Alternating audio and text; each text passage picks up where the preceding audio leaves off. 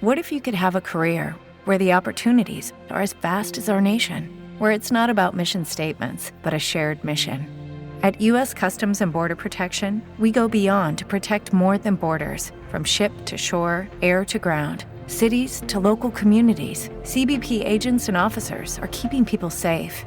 Join U.S. Customs and Border Protection and go beyond for something far greater than yourself. Learn more at cbp.gov/careers. Lucky Land Casino, asking people, what's the weirdest place you've gotten lucky? Lucky? In line at the deli, I guess? Aha, in my dentist's office. More than once, actually. Do I have to say? Yes, you do. In the car before my kids' PTA meeting. Really? Yes. Excuse me, what's the weirdest place you've gotten lucky? I never win and tell. Well, there you have it. You can get lucky anywhere, playing at LuckyLandSlots.com. Play for free right now. Are you feeling lucky? No purchase necessary. Void where prohibited by law. 18+. Terms and conditions apply. See website for details.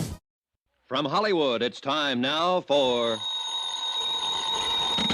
Johnny Dollar. Don Hancock, Johnny. Surety Mutual. Hi, Don. What's on your mind? Cui bono. Qui who? It's Latin, kiddo. Cui bono. Who benefits? All right, I'll bite. Who does? A little doll named Luann Parker down in Green Pass, Virginia. $100,000 worth, Johnny. Double indemnity. Wow, what did she do? Answer the question? She sure did, with a .38. 2 bullseyes right in her foster papa's heart. Well, then if it's an open and shut case, you don't need... Oh, it's that all right. She's the gal what done it. She admits it. But the coroner is about to call it an unavoidable accident. Seems little old Magnolia Blossom thought Papa was a prowler. And what do you think? Just what I said. Cui bono. So? I think you'd better put yourself on the payroll.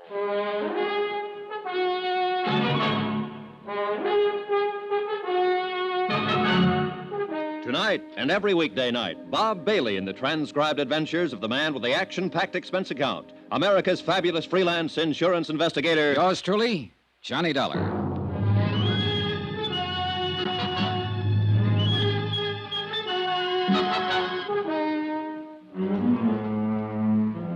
Expense account submitted by Special Investigator Johnny Dollar.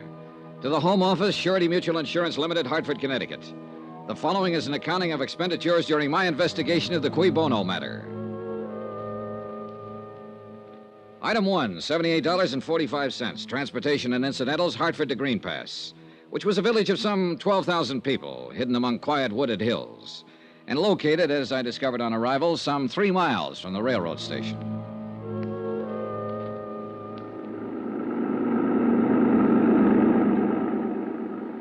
Nice weather we're having. Yeah, it's fine.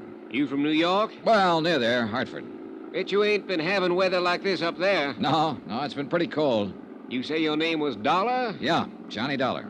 I'm Jake Deagley. You here on business? That's right. Well, I wouldn't count on finding much here. Green Pass is what you might call a one-horse town. 1 hotel, 1 bank, 1 taxi, that's me, 1 newspaper. And 1 county attorney. Yep, just 1... Oh, and you've heard about our tragedy, about Dan Parker getting shot. Yeah, that's why I'm here. I'm an investigator for an insurance company. I see. Well, it was a terrible thing. It was... Oh, doggone it. If old man Hawley don't fix up them fences, he's going to be short a cow one of these days. That's the 3rd time this week they've been out the road. How did people around here feel about Dan Parker? Was he well-liked? Well, he'd been re-elected for 5 straight terms. No personal enemies? Not a one. There ain't a man in Green Pass that... Hey, what difference does it make whether he was well-liked? You know how he was killed, don't you? Yeah, I understand he was shot accidentally by his stepdaughter. That's right. And what difference does it make whether he had any enemies? Well, none, probably. But when an insurance company holds a policy as large as the one they carried on Dan Parker, they want to know the full circumstances surrounding the death. Well, there ain't no mystery about it, Mr. Dollar. That poor girl took him for a burglar and shot him, that's all. And it mighty near broke her up. Say, what about her, Jake? Is she well-liked? Well, let me put it this way. I'm 52 years old. I got a grandson, 17. And we're both in love with Luann Parker. I see. And there's 5,000 other males in Green Pass that feel the same way. She get along all right with her stepfather? They worshipped each other. She was all Dan had since Mrs. Parker died 9 years ago. They was thicker than thieves, them two. Rode horseback together, went fishing, took trips together. Well, then it's understandable that she'd be pretty broken up. It was terrible for her. She went clean out of her mind when she realized what she'd done. So tell me, was Dan Parker a wealthy man? No, fairly well-to-do for these parts, but no ways wealthy, the way you'd think of it in New York, for instance. Then I imagine the Parker girl would think of $100,000 as being a pretty sizable fortune. Mr. Dollar, let me give you a little advice. Oh? You got a job to do, fine. But if I was you, I'd be mighty careful how I went about doing it. Why so? Well, people up here in the hills are kind of standoffish at best. And if you go around hitting what you seem to be hitting at, you're going to get yourself a mess of trouble. I don't deal in hints, Jake. All I'm trying to do is dig up all the information possible. Let the company know exactly what happened. That sounds fair enough, Mr. Dollar. But you take my advice. Dig easy.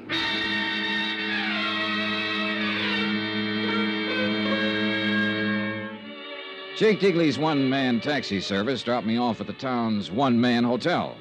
I signed in, left my bags, and did a quick resume of the case which Don Hancock had given me in New York. I tried pumping the hotel proprietor, but when he found out who I was, he frosted up like a mint-julep on a sultry day. But he did tell me I could find the sheriff across the square at the town's one pool room. It turned out to be a one-man place, too. And at the moment, Sheriff Jim Peterson was the one man.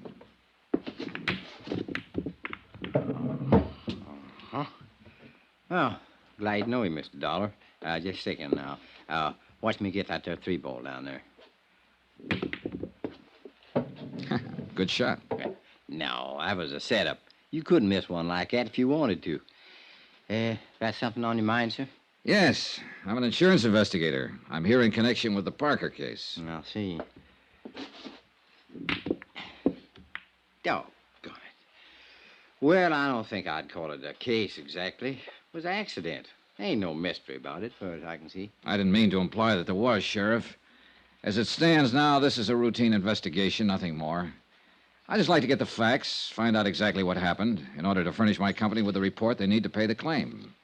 I'd appreciate your cooperation if you've got the time. Oh, I got the time all right, sir. Yeah, how much you know about it? Well, not much. Dan Parker, as I understand it, was your county attorney here. His stepdaughter, Luann Parker, who is the beneficiary under our policy, mistook him for a prowler, shot him, and killed him. Well, that's about it. Well, the thing happened 3 nights ago. Dan been up to Richmond on business. He come back in on a midnight train. He walked down from the station. Walked 3 miles at that time of night? Well, it's a little over 2 to his place. It's outside of town a ways. Well, that's still quite a walk. Why didn't he call this taxi driver, Jake Digley? Yeah, well, he probably did try to, but Jake wasn't expecting any business, so he took a night off. He was out at Happy Hollow. See, that's a kind of a roadhouse about 5 miles up the highway. Does Dan's daughter have a car? Yeah, she does. But I figure he didn't want to bother her at that time of night. See, he wasn't due in till the next afternoon. But it appears like he finished up his business and decided to come on back at night without letting Luann know or anybody else. Now, let me see here. Was he in the habit of coming back unexpectedly from trips? No, I wouldn't say he was. Well, go on. Huh? Oh, well, Dan didn't take many trips. And when he did, he most always made arrangements with Jake or Luann to meet him at the station. I see. So, anyway, walked home that night, and he took a shortcut through the lane and come on in the back way across the terrace. And right there was his fatal act. Oh, what do you mean? He bumped against the lawn chair. And the sound woke up Luann. Then she heard him fumbling with the lock of the back door and heard him come on in the house. She took a .38 pistol from a drawer of her night table and went to the head of the stairs. When she heard him start up, she fired twice and killed him. Mm-hmm. Were there any lights on in the house? No, she was afraid to turn on any light. And I reckon Dan was trying to keep from waking her up. 2 shots, 2 bullets in the heart, firing down a stairway in pitch darkness. That's pretty good shooting, Sheriff. Oh, well, she can outshoot me, Mr. Dollar. And I'm known as one of the best in these here parts. Who taught her? Well, Dan taught her himself. He figured a girl ought to be able to protect herself. So tell me something, Sheriff. Did she have any reason to think it might be a prowler? Have you had any trouble of that kind around town? Oh, 3 weeks ago, there was a house broke into over on the south side, and twice since then, Dan called me in the night to come out and take a look around his place. Oh, why? Well, seems Lou Ann thought she heard somebody trying to break in. And did you find anybody? Nope. Was Lou Ann alone in the house the night of the shooting? Well, Mary Jackson was there. Who, Well, she'd been housekeeper for the Parkers for the last 15 years. Uh-huh. What's her version? Same as I told you. She heard the shots, saw the lights in the hall come on, and heard Lou Ann scream, "Father." How did the girl and her father get along? Well, it couldn't have been any closer. She pretty broke up about it. You talked to her yet, Miss Dollar? No, not yet. No, I didn't think so. What's that supposed to mean? Well, I mean, if you had, you wouldn't be asking a lot of these questions. Or at least you wouldn't be asking them in the way that you are.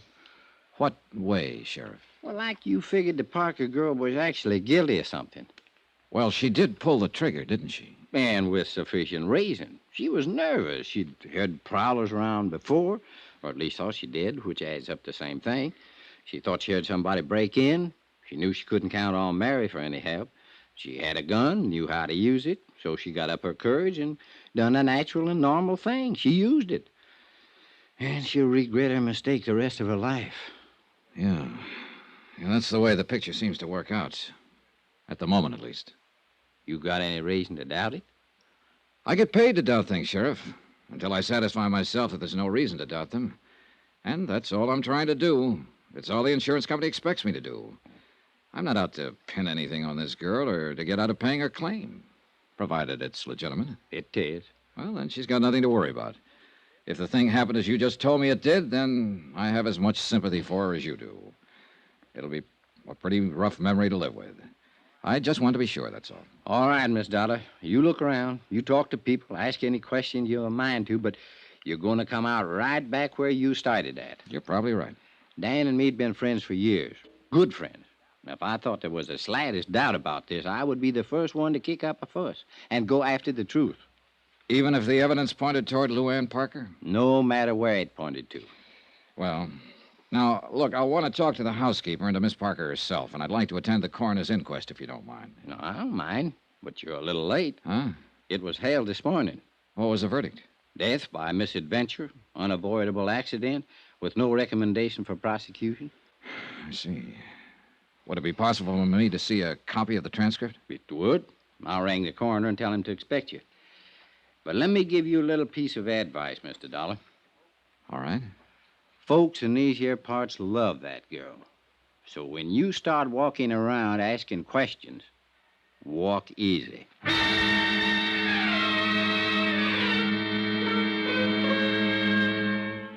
I went over the coroner's report and found nothing.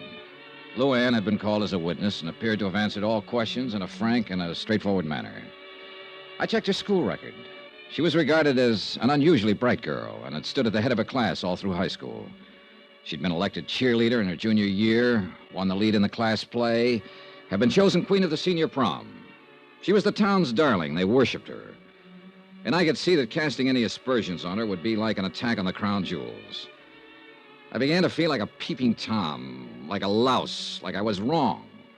And yet, cui bono? Who benefits? 2 bullets in a man's heart and a $100,000 payoff. I had to be sure.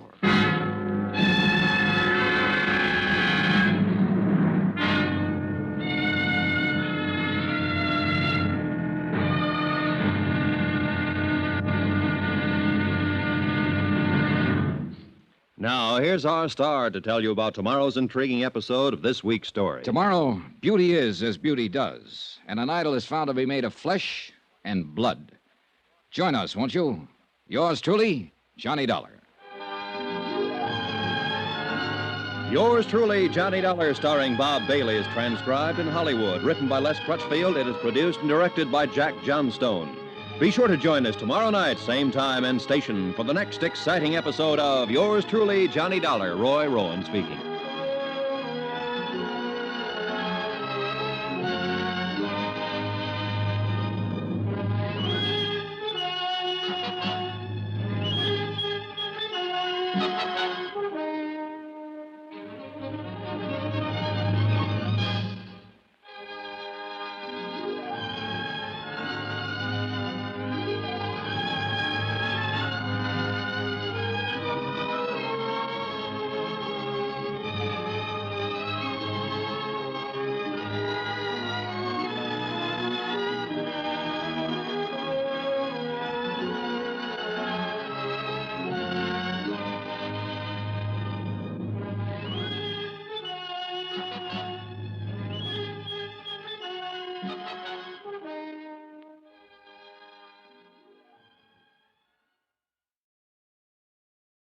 Hey, guys, it is Ryan. I'm not sure if you know this about me, but I'm a bit of a fun fanatic when I can. I like to work, but I like fun, too. It's a thing. And now the truth is out there. I can tell you about my favorite place to have fun, Chumba Casino. They have hundreds of social casino-style games to choose from with new games released each week. You can play for free anytime, anywhere, and each day brings a new chance to collect daily bonuses. So join me in the fun. Sign up now at ChumbaCasino.com. No purchase necessary. VGW Group. Void where prohibited by law. See terms and conditions. 18+.